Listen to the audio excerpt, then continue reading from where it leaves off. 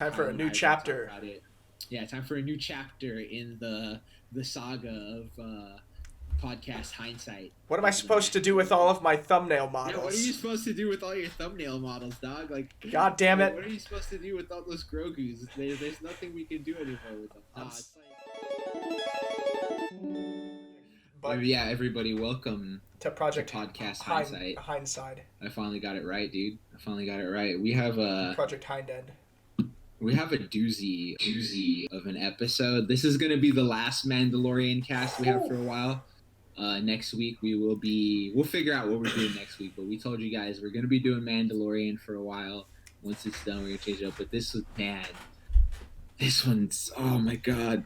Guys, I'm just going to throw it out there now. Spoilers. Obviously. We're going to start with spoilers. Spoilers to the max. If you haven't seen this episode, watch the fuck out of it, because this is one that if we spoil it for you, it will not have the same impact. I think Disney and Star Wars, all of those guys working together, they have created something this week, this episode, that if you have not watched, I don't want to spoil for you. So, yeah, that's your spoiler warning. This is an episode, like, just to rewind really quick. Like, with Ahsoka Tano, we knew she was coming. Like, it was heavily hinted. We knew it was going to happen this season. Obviously, we didn't know which episode it was going to happen in, but we had a rough idea when it was going to happen. So, I know some people were pissed when that episode dropped. They're like, yeah, Ahsoka's in it. Don't get me wrong. Yeah, it would have been cool to be like, oh, wow, this episode. But that wasn't that big of a spoiler. We knew she was coming. But, like, the shit, like, I'm still being vague about it because I don't know why you would watch this podcast if you haven't seen it. But the shit that happens in this episode, maybe there's, like, one thing that I think was sort of hinted at. But for the most part, like, the shit that goes down in this episode has not been really hinted at or foreshadowed at. So this is going to be one of those jaw-dropping moments for you. So if you haven't seen it, just fucking go watch it. And I cried, so have a box of tissue ready because you might cry. But I already cried. Yeah. You can see my eyes are red. I've been crying. So, where do we start off in this episode, Chris? I think if I remember correctly, the very beginning was we see Boba Fett's ship, right? I think so. Boba Fett's and he's already in pursuit.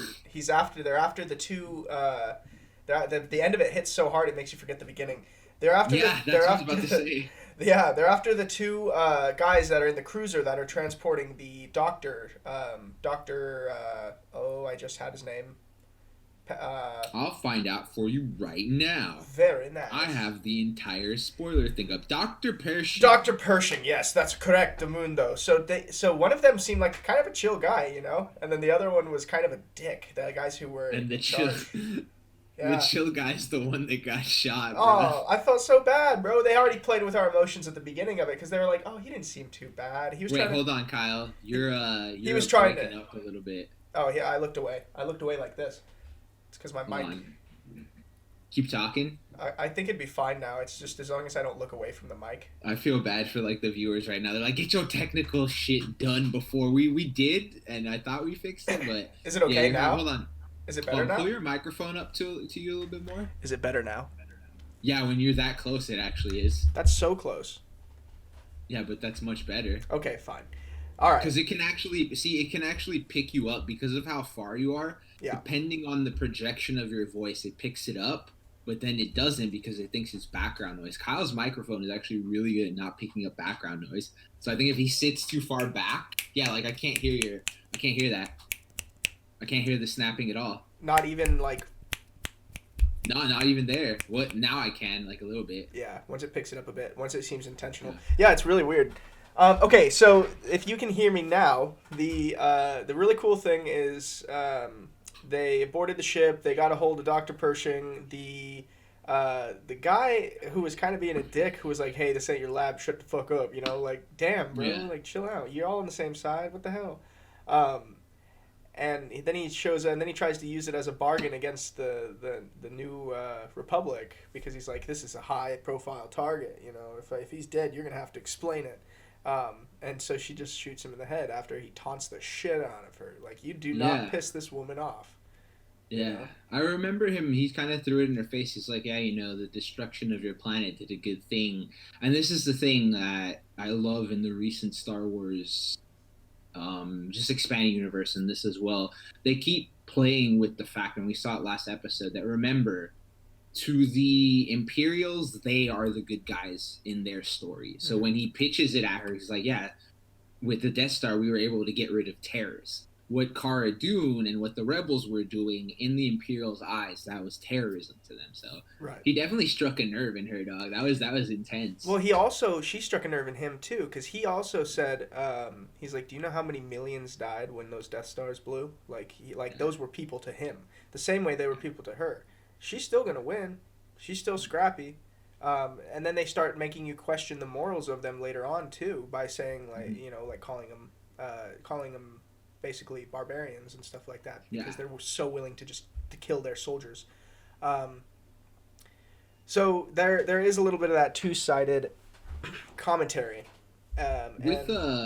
With Piercing, by the way, we Yeah. found out. I don't know if they ever hinted this in the rest of the series. But we find out he's actually a scientist in charge of cloning.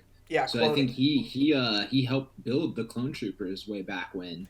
Well, the clone troopers came from Kamino, and Kaminoans were the ones who created them. He's part of clone projects apparently after that, Okay. which gives me even more of a theory that he is working on Snoke people, and that because now we know for sure that those things that he was cloning. I can hear myself in the audio there when you did that. Those things that he was cloning are not inside of the Dark Troopers. Those Dark Troopers are now completely robotic, like Clone Wars style. Now they're using droids. clankers. Yeah. So I'm very curious then. I have a feeling my thoughts when we saw those things in the test tube, I don't even think they're related to the Death Troopers. I think legitimately those are Snoke. Those are Snokes, yeah, and that's why I'm getting ahead of myself, but that's why Moff Gideon was like, "Yeah, we just need his blood. We've done all we need." Like I think little Grogu is a Snoke's daddy. Oh, ooh, weird. No, right?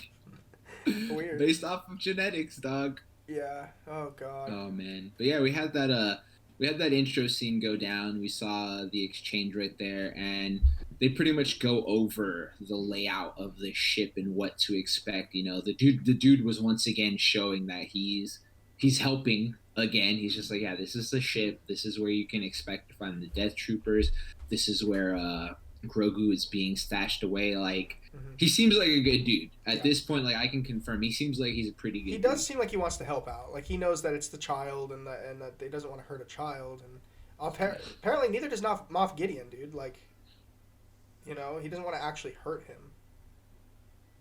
So I don't know. I could agree with that. We'll when we touch base on that one, for sure we can get there. So the next scene, that was the opener before the credits. The next scene was fucking amazing when they walk into the cantina, dog, and you just see Boba and Mando standing side by side. Like, imagine. So let's role play right now, Kyle. Imagine you and me. We're in that fucking bar right now. We're just sitting. We're just like riffing, whatever. And we see these two fucking Mandalorians walk in. Like, what would be your first reaction, dog? Well, there'd be a few more than one cleared table. People would probably just be like, "I don't want nothing to do with it." Yeah, I would probably shit myself, dog. I'd back out. It's bad enough to see. Yeah. There's already two sitting in there. There's already two already. So, and they came in with their helmets off, just taking a drink. So obviously people were already probably on edge. And they're like, two more walk in, two big old fucking dudes, like, clunking in there with their armor. Oh shit, that was good. That whole scene was great because he goes up to Bo-Katan. He's like, "Hey, we need your help." And obviously she doesn't really want to have anything to do with it. And you can tell there's some bad blood between her and Boba. And I fucking loved it because it's true. She was just like, "Yeah, I recognize that voice. You're just another clone." And there's a lot. I really love how at this point there's so many things connecting to the expanded universe, to Clone Wars, to Rebels. Like, Star Wars is doing a really good job with all the material that's off the side, but we have that exchange going on right there, and I just love that. I forget the name. Hold on, I got the the Koska is her name, and man, that little tuffle Oh, the girl, the between other Mando girl. yeah, They also said something interesting. They said you're not a Mandalorian, but because they assumed he's a clone. Um, but they said you're not a Mandalorian, and he goes, I never said I was. You know, like I never claimed to be, but we confirmed that he was by definition a Mandalorian. He's a foundling. Kind of. His dad was a foundling, and he inherited it, and so in that sense, he would be, he by Mando's creed, anyways. He's a Mandalorian. So there is still that blood, that difference in opinion there as to what Mandalorian really means. So that's interesting as well. Something we found out. But then they get into the little scuffle and. Yeah, dude, you can keep going, man. Keep talking. Man. You got this. I'm curious, by the way, Boba Fett at one point, because she talks about Mandalore, and obviously she's obsessed with getting it back and becoming, getting back on the throne. Yeah, and he mentions how he said that the Imperials turned it into ice. Yeah, drop nukes on it is kind of what that means. Yeah.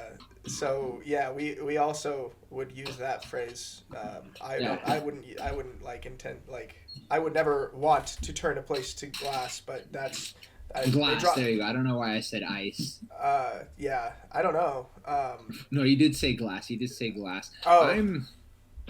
Is there any sort of ability or any sort of thing where they've ever turned a planet to glass, or is that him just sort of trying to play on words? That's like a slang for drop nukes on them, or whatever. Especially if it's a sandy area and you drop sand turns to glass when you heat it enough. So okay. So and it kind of was a phrase that was coined, at least from my understanding. I only started really hearing it whenever. Stuff was happening in the Middle East, and people would say it there, and so I was surprised to hear it. I was like, oh shit, all right, well, yeah. I'm curious, what does Mandalore look like right now? Is there even a Mandalore anymore? Yeah, is there a place to rule? yeah, that's big. But so finally, they have their scuffle, and Mando pitches to her. He's like, yeah, I need your help. We need to get the child. We know where Moff is. And obviously she's extremely invested in the Darksaber. So the minute she knows where Moff is, she knows that's where the Darksaber is. So she's finally on board for it. Because if I remember correctly, he mentions, yeah, I need the child. And she doesn't even care. At that point, she's just like, that's fine. You can go do that on your own. But once he mentions Moff Gideon's there, she's like, oh, my Darksaber is there. Then I need to fucking go up there right now. So they gather the crew. She said something important. She said to all of them, he will surrender to... She's like, I don't care what happens to him. He will surrender to me. Because she knows what the Darksaber... Hello! She knows what the Darksaber has, and what the meaning behind it is. And so it's... we learned that later, actually. I can't wait to fucking... Yeah, a lot of people already knew that. If you've seen Clone Wars and stuff, and you know about this lightsaber in general...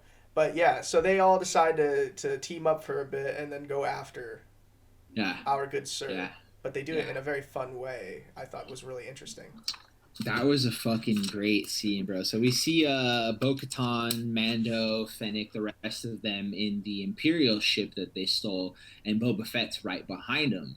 And pretty much the plan is they know where it's at, and Fett's gonna engage them. He's gonna make it seem like he's getting ready to try and kill them, and they're gonna need to make an emergency landing on the ship. And man, that whole exchange was wild, dog. What did you think about it? The exchange between when so remember they make the jump to hyperspace, and then once they break out of the jump, he starts firing, and so they said to make it look realistic. He made it look fucking realistic, and you can already start feeling yourself like, oh man, this is an intense situation. They're gonna try and sneak on board this way.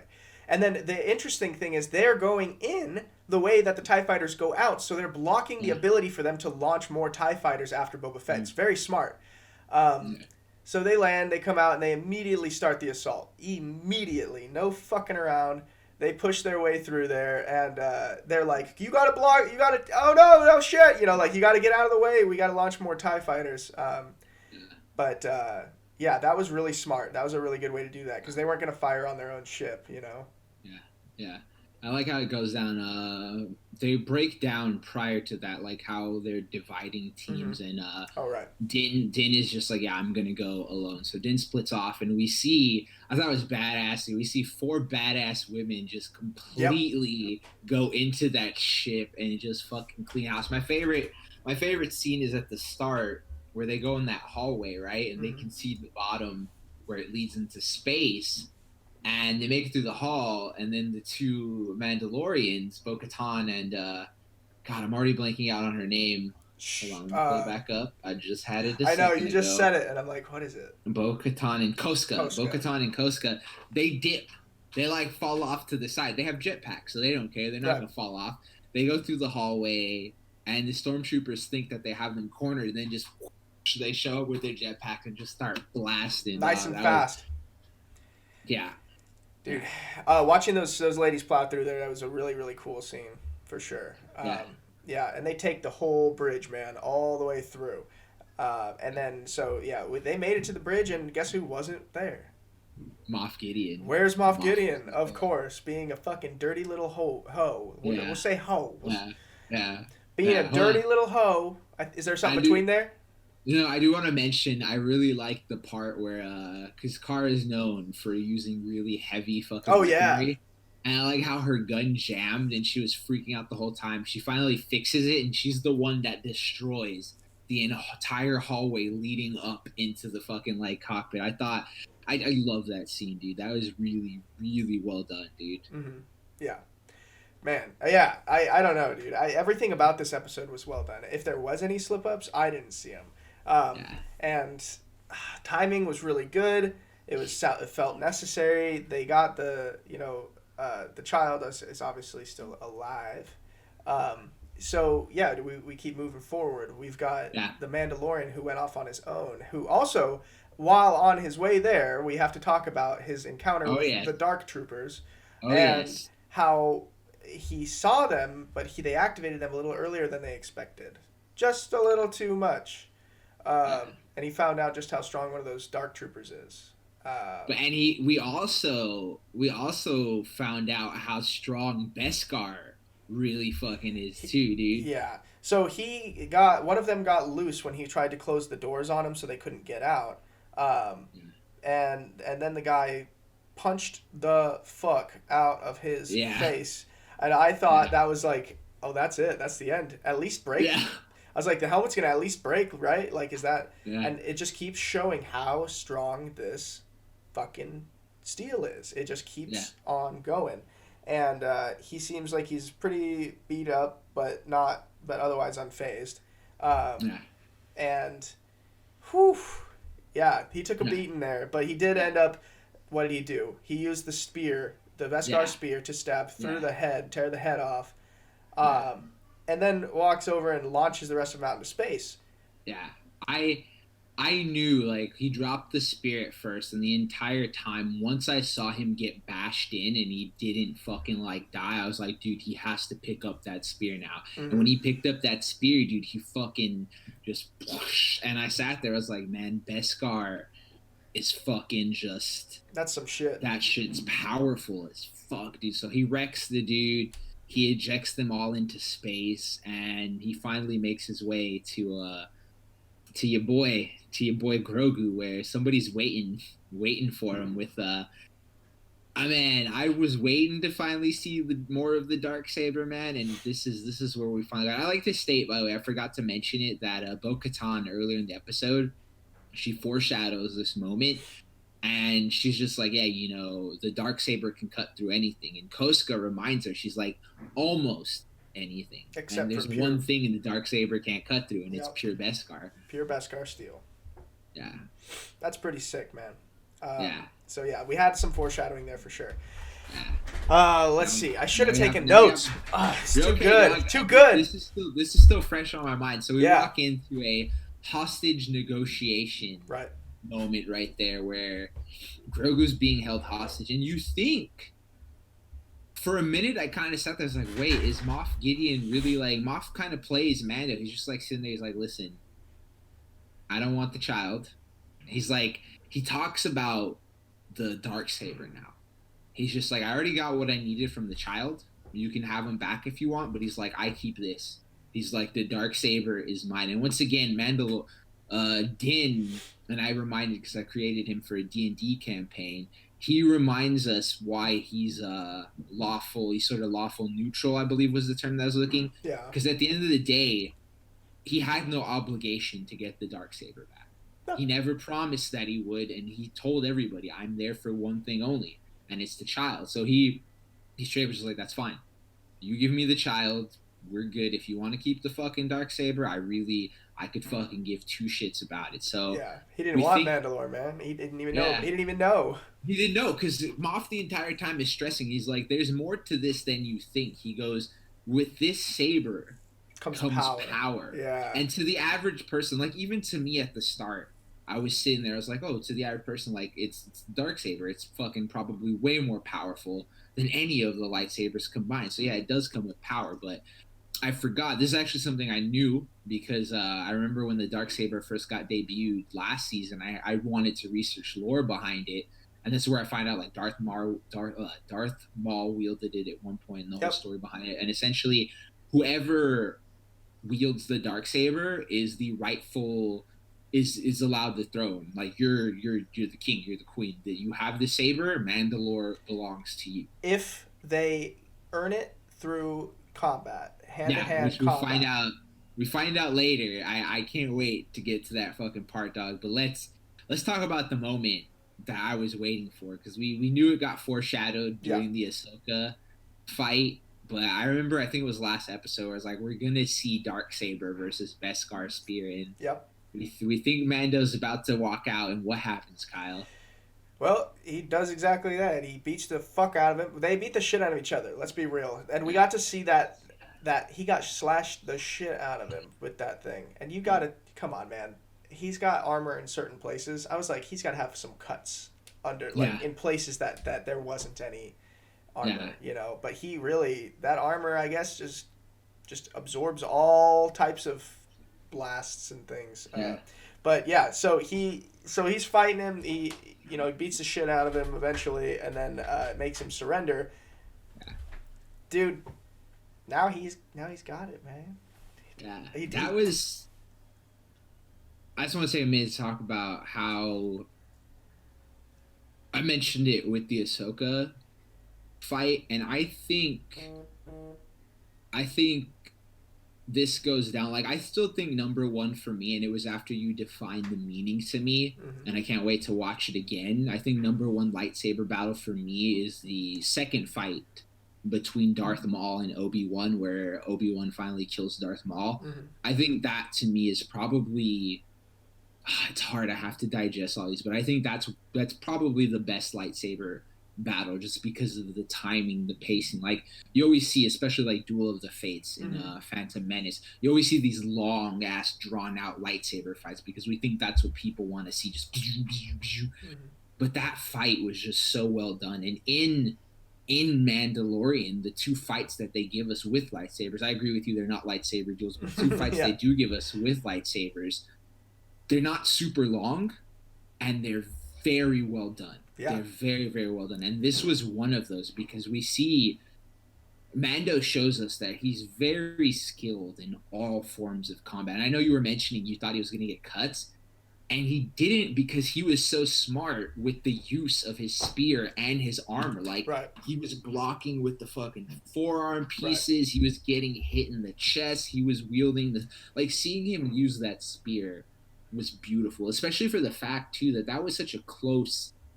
They didn't have, like, when you saw Ahsoka and the I forgot her, I don't know if she was the Empress or something like that, I forget her name, but when you saw them fight, they had a lot of open space. They had a lot of distance. There was a lot of great areas to keep the space and use the spear. Right. But in this fight, it was really hard to get that gap, to get that distance, but he worked with it, like jumping through doors, hallways. Yeah.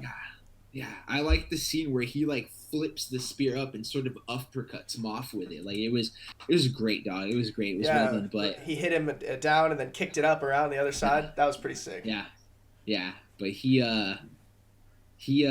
so this is where the drama starts to unfold. He gets the Darksaber. right there, and we finally walk into the cockpit, the deck, and the first thing I noticed was Bo-Katan. She sees Moff Gideon on the floor, but then she sees Din holding the Darksaber, and I just saw this look in her face, just this look of dread. Mm-hmm. Like, she just did not look happy, dude. And yeah, you wanna take over right here, dude? Oh no, yeah, I'll just add like I have a lot of thoughts on her emotions right here, because something that they mention is the story is a big part of the transition of the power. And if he unknowingly beat the guy who did it, it would be wrong of her to just take it from him, because she wouldn't rightfully own it, but it would be wrong of her to fight him for it because he is so rightfully in possession of it. He's so rightfully so he doesn't even know what he's holding, which is like a true sign of somebody who deserves to have what he has. They didn't fight for it through blood and power, which is the lineage of that saber. Always. Always. And this is the first time that it's gone into the hands of somebody who didn't get it in that way, ever since Pre-Vizsla, which is the name of the Mandalorian Jedi who made it. It was always passed on through, like, greed, and or some, like, angry intent. Yeah, there's always an ulterior motive. Right. Ulterior, I believe is the word I'm trying to use. Ulterior motive right there behind it. Like, people knew what it was. People knew why they wanted it. And there was fucking like really quick. Let's go into history. Why did Darth Maul take the Darksaber? How did he obtain? Like, what was his whole reasoning behind it? Because I know there's other stuff. I'm gonna watch Clone Wars, and I'm excited to see history. But for me, that's the most. When I was reading the fucking wiki about it, and they said Darth Maul had it at one point, I was like, whoa, hold on. So what's the story behind Darth Maul getting it? So essentially, this is the summarized version of what happened. Darth Maul, and this actually is interesting that you asked this, because this ties in later to what happens with Boba Fett at the very, very end credit scene. Darth Maul started to go around, and he started utilizing all of his contacts to kind of start putting together a league of like criminals and assassins, and he became a crime lord. He's no longer Darth Maul. He's just Maul, the crime lord, and he was in charge of a bunch of the Pikes are one of the major crime lords in the Star Wars series. The Hutts are some of the major ones. And then he even got into contact with the Death Watch, which are the people who want the original Mandalore traditions back and to be warriors again, and not people of peace, but to be like combative. And so the Death Watch then joins him and the leader of the Death Watch, who is also a descendant of Pre-Vizsla. This is a guy named Tar Vizsla, I believe, and I'm just going off of memory here, so I might be wrong. Comment in the chats if I am. Yeah, let us know in the comments. But so what happens is basically he and Mr. Vizsla here go off, and they start collecting a bunch of power and stuff, and he's already got like the Vizsla decides to try and turn his back on Maul. Maul forced his way in. Vizsla believes he's the true leader of Mandalore, but Maul is posing in the background as the real leader of Mandalore. He kills Vizsla, takes the lightsaber, and then is ruling Mandalore from the shadows while he uses a Mandalorian figurehead to run Mandalore. And then after a short time, Palpatine comes in. This is while Maul still has the lightsaber, right? He's still in control of Mandalore. Palpatine comes in and beats Maul. So technically, Palpatine is in charge at that point, in my mind, of Mandalore. And from there on, we don't know what happens. That's clearly, at least as far as I remember, that's about nearly the end. Right shortly after that, him versus Ahsoka. Ahsoka gets away. He still is ruling Mandalore. But then there's an even higher figurehead who's allowing him to do that, which is Palpatine. So Palpatine's in charge of him once again. So when does it become, like, when does Bo-Katan get the Darksaber? Did she have it after Maul at one point, or Bo-Katan, I believe she had it after Maul. I I can't really remember exactly because there's some of Rebels that I missed and I didn't see. So there's definitely something there that I'm missing. So somebody in the comments will help us out. But yeah, Yeah. so it's rightfully hers because she's lineage. She is, lineage wise or Yeah. whatever she is. Her sister was the Queen of Mandalore, Okay. and Obi-Wan's Oh, there's a little bit right of there. shoopy duper there, but So, she dies. She dies way before Obi-Wan does. who dies way before Obi-Wan? The sister of Bo-Katan. Oh, okay. For a minute, I thought you were saying Bo-Katan and Obi-Wan had a little thing going on right there. Okay, cool. So, I guess you can let us know in the comments below, but Bo-Katan, based off of what you know from what you've seen a little bit of Rebels, what you've seen of Clone Wars, and based what I've known, based off of what you've told me and like some wikiing, Bo-Katan was essentially the last person to have the Darksaber. And Bloodline. we don't know. Yeah, Bloodline was. We don't know what happened between now and the Mandalorian that allowed the Darksaber to get into Moff's hands. And based off of her reaction, based off of what she's saying, from the beginning when she mentioned it, she's like, yeah, he has something that's mine. She's like, I want to get back what's mine. I'm assuming. Go ahead. Oh, I don't know if she means she probably is talking about the Darksaber, but I think she means like power, of Mandalore. Like I think it's the power over Mandalore that she's actually after. Okay. That's what I just my biggest thing, and I hope somehow either maybe it's out there. If you guys know, please let us know in the comments. I'm actually gonna go do some investigating myself, but I just want to know when the Darksaber ended up in Moff Gideon's hands at some point. Because I know you mentioned Palpatine technically might have had it, so in my mind I'm thinking, well, maybe something happened there, and that's how it exchanged hands. But yeah, I want to know how Moff got that Darksaber. But yeah, I hope you guys didn't mind that, because the Darksaber has a lot of lore, and for some reason, for me, the idea of Darth Maul, or at this point Maul having it, that always hyped me about the Darksaber story. But yeah, so we walk in there into that exchange, Din has Grogu. Everything seems pretty chill now, and before the insanity begins, we have that exchange of dialogue where that's it. Moff pretty much, because Din's clueless. He's like, all right, here you go. I got your Darksaber, and Moff is just sitting there fucking hyped. He's just like, it doesn't work like that. Yeah. You can't. And he knew it too. You can't give it to her. Yeah. He was hyped. He's like, it's yours now. He just was his like, he had this great like evil happiness behind him. He's like, it's yours now. It can't do nothing about it. You beat me up. You got it. Now it's yours. And like, I just love the like innocence might be the word, the cluelessness of it, where he tries to hand it to her and she looks heated. She just looks disappointed, and he's just like, again, in order for her. That's where I saw those emotions, yeah. Yeah.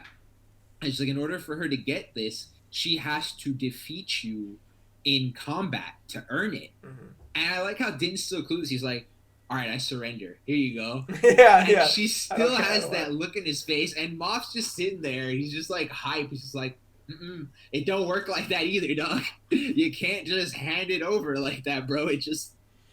Darksaber's yours. Yeah, it's yours now. So something that we predicted earlier on in our podcast was that he's going around and he's collecting those little bits of Mandalorian metal, and now he's got more of it, and he's got a very important part of it, and so he's got everything, man, and nobody's gonna want to fight him for it.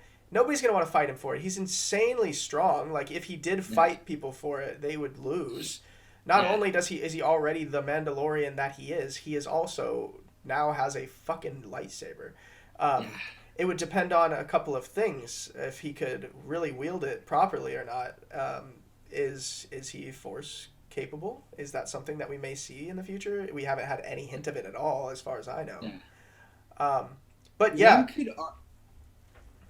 I just want to say, one could argue that he might possibly be, this is me throwing it out there, you guys can let me know what you think in the comments, one could argue that he may potentially be Force sensitive just because of the connection and the link between him and Grogu, because at one point you can tell he's starting to feel Grogu, he's starting to understand Grogu even though Grogu can't speak to him, and Grogu does have this connection with him, and we don't obviously we don't see Grogu interact with a lot of people, but besides Ahsoka, we never really see Grogu have that sort of vibe or that sort of connection going on. So Yeah. he could possibly force it. We still don't know who Din's actual parents are. We don't know the history behind them. We don't really know the background, what the lineage is going on in there. So We there is do potential. we do know that other than any force connection, we do know that it's a very fatherly, very parental connection. Yeah, And yeah, this scene that you get to see is a very sad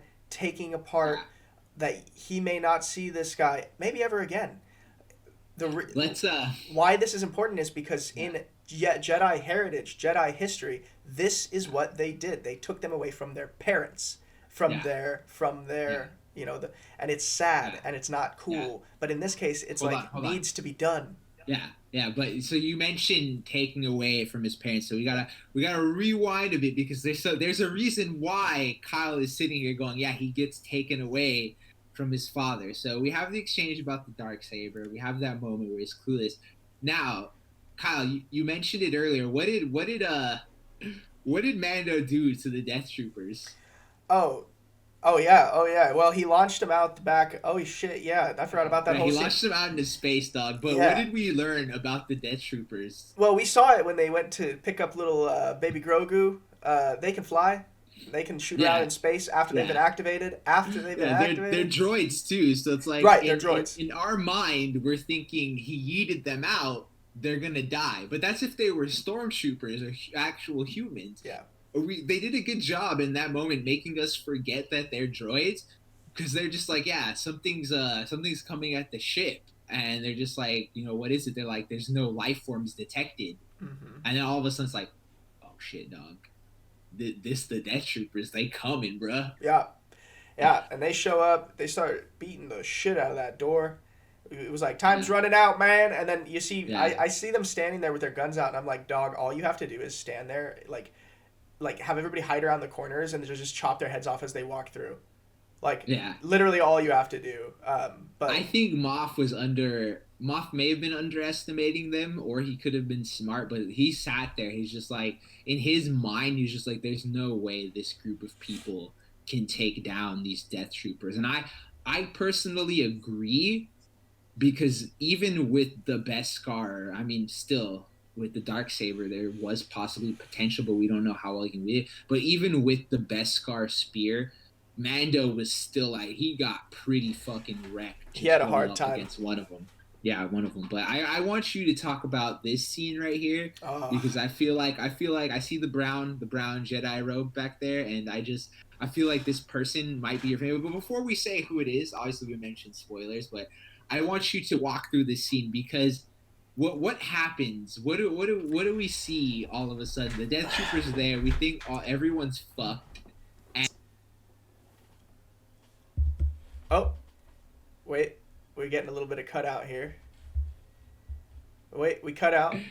Okay, we cut out all that wait, with hold on. everything that just got Oh, said. The Death Troopers, and then it all cut out. So oh this wait. it's suspense. They still don't know in the recording. They still don't know what Oh shit. happened because you What cut out completely. what was the last thing I said? The Death Troopers. We don't know. Tensions high. And then that was it. That was all we got. And so basically, what happens? Yeah, so tensions are high. The door's about to get busted the fuck open, and yeah, Now, door's about to get busted the fuck open. Then we notice little Grogu. His ears are kind of twitching like a dog. He's just like, wait. and the music So changes. I want you to walk through this scene right here. So what happens here? Break it down piece by piece, Kyle. So I want to really quickly give a huge fucking great job to the director of this because he did something that we don't usually get to see, which is show security cameras in Star Wars in black and white. So when we see what we see, we can't tell what the colors are. And it's intentionally that way because the security cameras are all in black and white throughout the whole episode.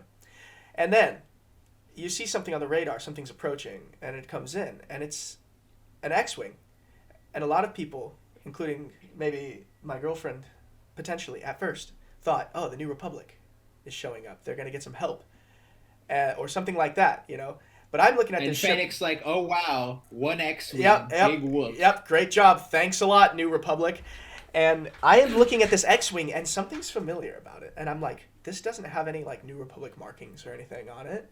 You see Baby Yoda, and the only little hint you get that something's going on is a slight music change. But I immediately could feel it in my balls, man. I could feel it in my heart. My throat started hurting because my heart started beating so fast. I wanted to cry, man. I was so excited. I was like, no fucking way. I knew instantly what was going on. But there was a little bit of dread, a little bit of I was like, they can't be doing this. There's no way they can do this. No fucking way. And he jumps out. I see the silhouette. But he turns a slight corner there. I'll say he. That gives you first hint who it is. He turns the corner, and you see his belt buckle. And I know this cosplay costume from head to toe. I would love to have one day. And I see the belt, I see the cape, I see the silhouette, I see the type of cape, which is important because it doesn't have arms. And I knew instantly, before the lightsaber was pulled, who this was. So he pulls out a lightsaber, and he starts to, you see him in the cameras, and you see a little bit of flashing. You see here, there, smoke, there, boom, bam. Things are getting destroyed.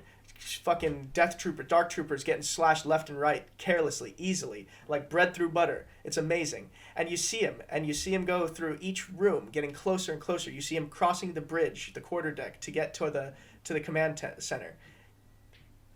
He slashes through these guys. They stop pounding. They go to turn around. Before they can even fucking get him, he slashes through the last of them. And then he's just standing there, waiting for them to open the door for him. And they go, he's like, open the door. And we see, through the fog, when the door opens, a green lightsaber. A beautiful emerald green lightsaber. And a guy walking through. We actually saw the green saber before that. Yeah, we did, but if you want that awesome image, you have to go watch it. Yeah. I'm giving you a summarized version. He walks through. the what happens in that scene cannot be talked about in words to describe the feeling of who it is. Yeah. Because the history behind it. To be able to see this on screen for the first time in our time is such a cool thing. Because we haven't had this kind of emotion since the original Star Wars shit. So it pans up, and you see your boy, Luke motherfucking Skywalker, looking young, looking beautiful, looking sexy as fuck, sounding good, looking good. I thought at first, I was like, it has to be Sebastian Stan as a double. I thought it was. I thought about that at one point. But then as it was going, I'm kind of like, damn, it just looks too fucking good. And I guess they just de-aged him. They did whatever they did, but they did a damn good job on it. Keep talking, actually. I'm going to read about that really fast, see if I can figure out how they did that. Yeah, so he walks in, and they open the door. He opens the door for him, and he's just like, they're like, oh, you're fucking crazy. You're letting that guy in. And he walks in, and they have this exchange. And we'll talk a little bit about the exchange. It was very sad, but it was also, like, happy. It was amazing. But it opens up some incredible possibilities into the extended universe. Really quick, by the way, it's actually, they used the body double. His name is Max Lloyd Jones. Okay. And not Sebastian Stan, although apparently people else was. They used the body double by the name of Max Lloyd Jones. And then, yes, it was a CGI over the face to make him look like young Mark Hamill. That's awesome, though. So this opens up doors into the extended universe that we haven't had yet, and things that we are going to be able to pull from the movies that are in the future as well. We're talking about a timeline where young Luke, young Leia, and her daughter, the princess, my princess, I have forgotten your name, Leia's actor. Oh, fuck. Carrie Fisher? Carrie Fisher. Oh, Jesus, I'm sorry. So Carrie Fisher, her daughter was her body double for the movies. And she could be, again, it would be fucking cool to see this. It would be cool to see a young Ben Solo. It'd be cool to see Mara Jade, whatever. It opens up the extended universe so much, and it shows you that there's more than just these movies. And there's time that happened between these characters that are so, like, blatantly shitted on in the... some of the more recent movies. This gives Luke Skywalker a whole new look, a whole new feel that you never got to see even in the original movies when he's fighting. This is top of the line, crystal clear, golden boy, Luke Skywalker at his finest. Yep.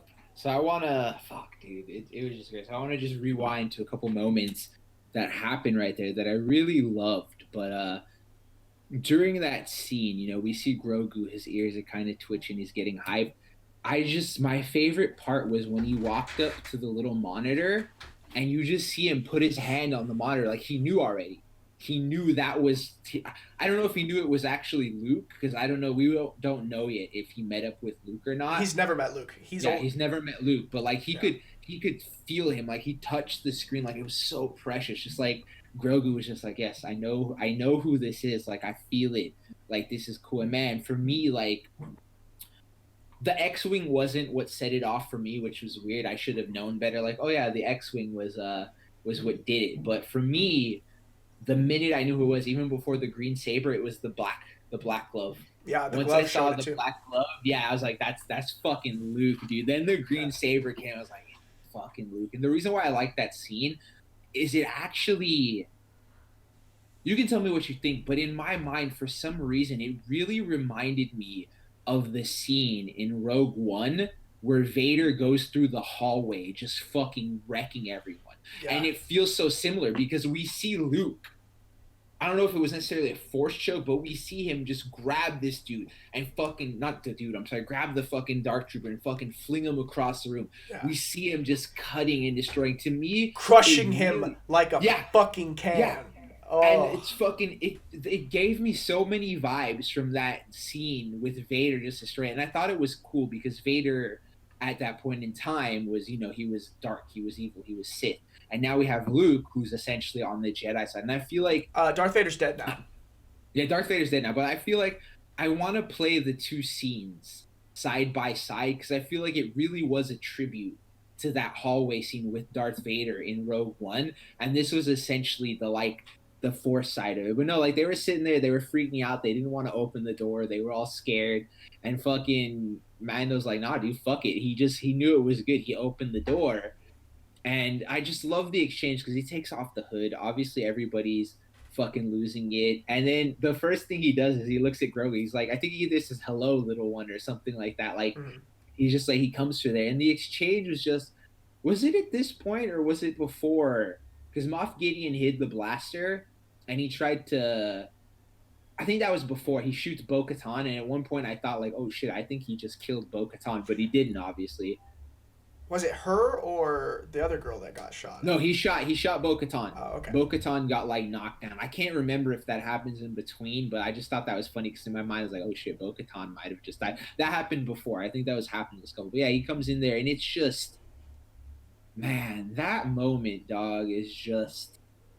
One of my friends said it on Facebook, and not even the episode. I feel like that moment is better than the last 3 Star Wars movies combined. Like, I have to pour my honest feelings. Out of the 3 new movies, I still really loved The Last Jedi. Mm-hmm. I know I'm in the minority of it, and it's fine. I know people think I'm stupid for it. It's okay. I really love We all have opinions, Jedi. But, like, I thought the 3rd movie, Rise of Skywalker, was just... I'll watch it again. It's kind of enjoyable, but there's still a thought in my mind like, this is trash. And I just watch it. Oh, we're cutting out again. Everything you're saying right now is completely just... Say it again, because you just cut out. Yeah, no, you cut out too, so everything you just said there is going to be like a mystery. Oh my god, this is weird. I pretty much said that I did not like The Rise of Skywalker, and I think I just watched it to understand Star Wars lore and keep that story fresh in my mind. But this episode, that moment, to me, it was much better than the last 3 Star Wars movies combined. But it made you feel Star Wars, bro. That's what Star Wars feels like. Yeah, I fucking felt emotion, dude. Like, I felt things, bro. Like, so that moment was really touching. You mentioned how it's just like, yeah, that's what the Jedi do. They take the children away from their parents, and which is sad, but you see there's a reason for it this time, which kind of gives a birth to a new type of Jedi, kind of. And then it leads into new questions because we can talk about this now. Ben Solo, how old is he? Where is he? What's going on with him? He's probably a young child. Are we gonna see? Is Grogu one of the students of Luke that Ben Solo obliterates or whatever? Does he kill? He kills all the other. I think I can't remember if he kills everyone. I know when Luke was about to slaughter him, he got up and he fucking busted out and left. But I know you want to speculate about things, but let's talk about this scene because it's probably one of the most. Part of it is heartbreaking, but part of it is heartwarming. But he Mando's just like he doesn't want to go with you. Like he's mentioning to him, he's like he doesn't necessarily want to go with you, and he mentions to him, he's like, you don't understand, like this child has a lot of talent, he has a lot of potential, but if he doesn't have someone to teach him, it's wasted. And I just it broke my heart, but just to hear Luke, because Luke obviously can understand Grogu. Luke goes, it's not that he doesn't want to go, he wants your permission. And that's what fucking like punched me in the gut and punched me in the heart. I was like, oh shit, dude. So Mando looks down and he's just like, I felt like in my mind I was just like, he's in the helmet right now and I can tell he's heartbroken. Maybe he's like crying, dude. And this is fuck, dude. I feel the tears. This is why this episode was good. This is why this is Star Wars. I'm feeling something right now. Yeah. But fuck, dude, when he picks up Grogu, dog, and like, fuck, dude, I might start crying. It's okay. I got you, man. When he lifts up his helmet, like everybody's there, dog. Everybody's gonna see his face, but he doesn't care. For once before Grogu, like he doesn't know if he's ever gonna see Grogu again. He takes off the helmet and lets Grogu see who he is finally. You're cutting. Fuck, dude. Am I cutting in and out? It's getting a little bit wild. Your connection may be a little bit bad for some reason. I don't know, dude. I'm having the same thing happening with you. It's weird. Sorry to everyone watching this if it's a little shaky. For some reason, Discord is giving us a little shit. But I'll just rewind. Like, he takes off the helmet, and it was so precious. Like Grogu like touches his face, and he just sits there, and you can tell Grogu's like happy. But it was such a heartbreaking moment, dude. Like you could see his eyes were already wide. Like, shout out to Pedro Pascal, by the way. He is a talented fucking actor. Oh yeah. I just want to rewind to last season's episode. Somebody posted something, I believe it was Tumblr or Twitter, explaining it. And when you see him with Bill Burr, I forget the name of his character, that entire scene, even though he doesn't have the helmet on, Miggs. When he's looking at Miggs, he doesn't look at him through his peripherals. He moves his entire head to look at him. When he looks down, when he gets his helmet, he doesn't just look down. He moves his head like somebody said it in that comment thread where they go, only someone who's had a helmet on their entire life would move like that. And oh, you're cutting out. It's cutting out a little bit. So only. What happened? What are you saying? Yeah, it cut out a bunch again. You said only. I can't hear you at all, dog. Oh, hold. Can you hear me now? Yeah, I can hear you now. Okay. So you said only somebody who has had the helmet on his whole life would move that way. I agree with you. Yeah. That was pretty much the last thing I said. Only somebody who's had a helmet on their entire life would move that way. But it's just you wipe those goddamn tears away. Yeah, so going back now, dude, he lifts his helmet off. You can see his eyes are already watery. He says his goodbye to Grogu. He sets Grogu down. Grogu walks off to Luke. Luke picks him up. And, man, dude, they really...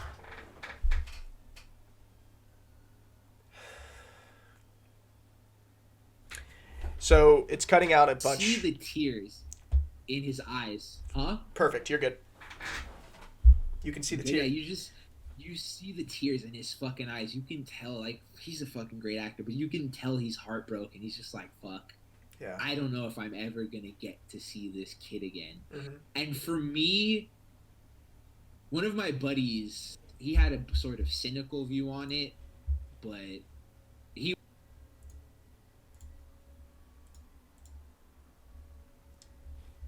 We keep cutting in and out. they need to do something else to give the show more depth. And I was like, this is it.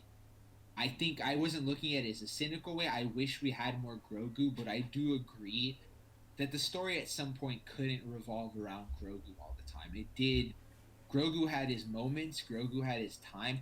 I personally feel we are going to see Grogu again one day. Yeah. I don't think it's going to be next season, but I do think we're going to see Grogu again one day. We might. Who knows, dude? Maybe the show fucking... We'll get into it in a second. Disney surprised us with the fucking post-credit scene announcing a fucking another show to their line. But we could see a fucking show with Grogu and his training. Who knows? But that's where the main episode ends. We'll go. We can actually go. So the episode ends. You know, they have that touching moment. It's really sad, and I knew they weren't gonna do anything else. They were gonna cut and hit the credits with fucking Din having his heart fucking broken. But it was great. Now, I want to go into theories and everything, but we gotta touch the scene, dude. We fucking see that was Jabba's den, right? That was Jabba's palace on Tatooine. Yeah, that was Jabba's palace. I don't know who the fuck the guy was, but we see Fennec walk in there. Oh. She's fucking people up. And I'm just like, oh, that's interesting. What's Fennec doing here? Yeah. Then we see Boba show up, and Boba just fucking dusts this dude. He fucking throws him off the... Oh, go ahead. Go ahead. So it's important. Everybody you're talking about who is here, who's important. The man sitting on the chair is important. We have seen him before. You've seen him before. Okay, walk us through. Yeah, walk us through. So who are all these people? Yeah, so when you first walk in, the people that they kill, you know, like the rando, like aliens and stuff like that, you obviously see that there's chained up Twi'lek, which is reminiscent of every way that Jabba was ruling things. And then you see Bib Fortuna. And Bib Fortuna is this character's name. He has been the right-hand man of Jabba the Hutt. He's been the right-hand man of Jabba the Hutt for a really long time, but he assumed the role when Jabba was killed and nobody took power. So he has been in control since Leia killed them on the barge, and he survived that as well. So that's actually a huge thing. The fact that and then he watched Boba Fett get thrown into the Sarlacc pit. I'm pretty sure they were told that he was thrown into the Sarlacc pit that day, the day that Jabba died. He even tells Boba when he sees him, he's like, "Oh man, I thought you were dead." Right, exactly, and he's like, so he's kind of just trying to play it off cool. But the interesting thing is that it looks like some time has passed, and Bib Fortuna has had this role for a while because he's a lot fatter and more Jabba-like than he was whenever we last saw him. But anyways, I will let you continue, and then I'll explain what happened there. Yeah. But yeah, go for it. Yeah, so we have, it's pretty much almost right. We have him fucking destroy him, so Boba fucking sits on the throne. I thought Fennec's moment was pretty badass. She picks up that, I don't think that was blue milk. I think that was just some kind of alcoholic beverage. She just fucking sits next to him on the throne, kicks back, she takes a sip to it. And I'm sitting there, I was like, what does this all mean? And then fucking Disney, being fucking Disney, you just see it flash on the screen, the Book of Boba Fett, coming December 2021. I'm like, wait, what? Yeah. And at first, so I had to Google really quick, because there were a lot of people spreading rumors saying that the next season of The Mandalorian was going to be all about Boba Fett. I was like, that's unreal. Like, especially after seeing the end I don't know about credits. That. Yeah. Oh. Hold. The credits. Oh, hold on. Give it a second. Confirmed it. There's another fucking... Huh? You're good now. You're good now.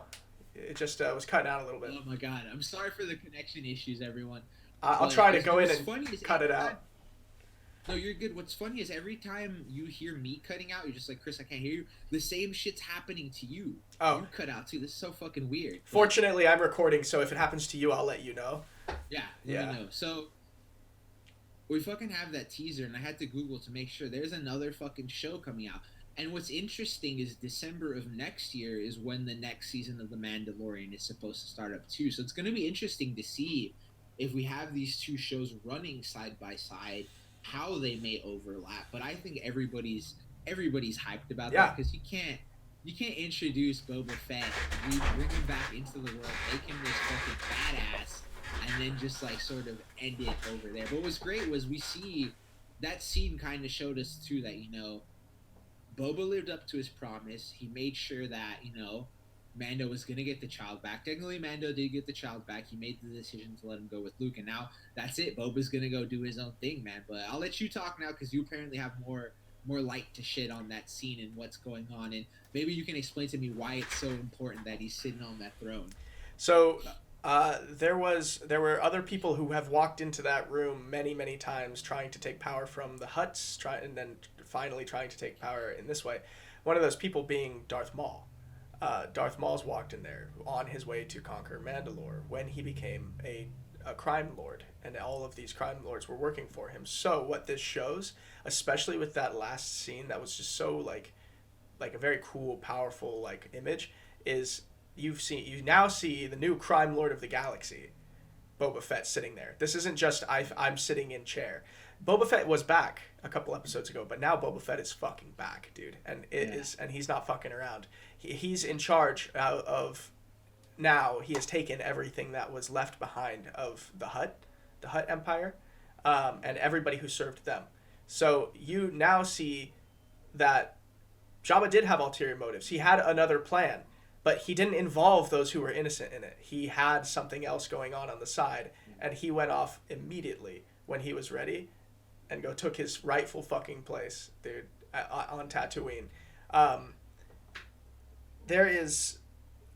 It's pretty much it's fucking Jabba's fault that he lost the armor. It's Jabba's fault that he got into that Sarlacc pit. It's Jabba's fault for sending him on that shit. I'm sure he had a fucking grudge to go. But this opens up a lot because the crime lords of this galaxy are nearly as important as the Jedi and the Sith and the politics. You need to know about them. I'm very interested to see. I'm very interested because you mentioned crime lords and crime. I'm very interested to see what's going on because we do see, and once again, this might too just be because like Din and the whole idea of them being lawful neutral, that sort of thing. Part of me is just like, did he do this because he sort of had a heart? But at the end of the day, it could be that he just helped them out because it was his end of the deal. I want to see what type of person Boba Fett is now. Is he going to be a quote-unquote villain? Is he going to be this crime? Is he going to try to clean up the whole crime organization, the crime lords, that sort of thing? Like, what is his angle going around? And what is Fennec going to play? Because we know Fennec now. Fennec side by side with him. Fennec, he's the reason why Fennec was alive now. Mm-hmm. Well, you open up a lot of questions, and we're going to find out a lot of stuff because there's a lot more coming, and I can't wait to cover all this stuff too. It's going to be a lot of fun. So now let's go. Here are my predictions for season 3 of The Mandalorian. Grogu's gone. We have that entire story arc closed. Ahsoka's having her own show, so we don't need to start to go, oh, are we going to see her again? I don't think we're going to see Ahsoka again on this show. Maybe a crossover, if it has a crossover episode into her show. We still don't know if Ahsoka's show is going to be before Mando, during, after, whatever. Boba Fett's going to be in his own thing. Maybe it'll intersect. But I think what we're going to see now, we're going to find out, one, what happened to Mandalore. I think we're finally going to see Mandalore. Yep. Number 2, based off of what you told me now, like, part of me was thinking we're going to see a showdown between Bo-Katan and Mando. But now I'm starting to think, especially after you said, like, how she sort of was just like, well, I can't fight him for it because technically he is, you know, the rightful one. We're going to see Mandalore, and we're going to see... I feel like Din might not want that responsibility.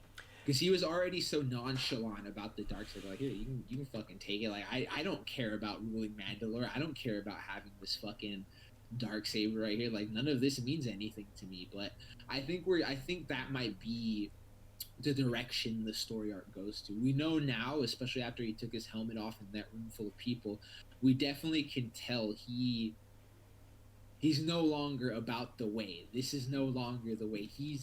That was his sealing the deal. Like, that's it. I am cutting myself off from that part of Mandalorian history, Mandalorian lore, that sect of Mandalore that I was following. Now, one thing I'm starting to consider too is we still don't know what happened to the chick who built his armor. We know that we still know that there's still those hardcore Mandalorians out there, because they're the ones that save him during that scene. I forgot how far back. So we know they're still out there. He's now technically the ruler of Mandalore. I think the show is going to shift in this direction where we're going to see a lot about the history of Mandalore. We're going to see possibly another war go down with Mandalore. Everything's going to revolve around Din, Bo-Katan, a possible struggle for power, and I still think we're going to learn a bit more about Moff Gideon, what he's doing, because remember, they didn't kill him. And remember, Cara Dune said, I want him back alive because he has a lot of information. So there's a really good setup, and there's plenty of story left to tell now that Grogu is gone. So yep. I feel like there's going to be those fans that were in it for Grogu. There's going to be those people like, he's cute. I get it. I'm heartbroken too that Grogu is gone. But remember, as much as the memes joke, oh, it's the Baby Yoda show, it's not. It's the Mandalorian. This is the story of Din Djarin, I believe his last name. This is his story. Yep. Yeah, Din Djarin. This is his story. Grogu was a big part of that story, but now it's about him and the Darksaber. Like I said this when we had the Razor Crest blow up, yeah, and Grogu got kidnapped. The show is really good at taking something away from us, but then giving us something just as good right there. Well, so the equivalent exchange right now, we got Luke, but he took away Grogu in order to get Luke. We had him, and now he has the Darksaber. So what do you think? Where do you think this? Because this is a good way to sort of like end this episode and wrap it up. Now, where do you think my predictions? Season? Yeah, where do you think the next season of Mandalorian is going to go? So we know what has been branched off from this series. Now we have Boba Fett off doing his thing. We have, and obviously I think Boba Fett is after power because he went straight to go to be what he did. He is after power in some ways. I don't know if that's his where he's going to stop. I think that's his way of inheriting it. But I don't think he's after Mandalore, or else he would have fought for the fucking thing too. Like he would have been after he would have been there.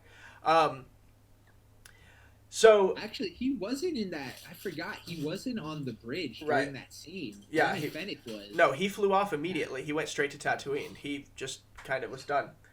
Fennec wasn't even on that scene. She was on the ship with Boba Fett when they took off.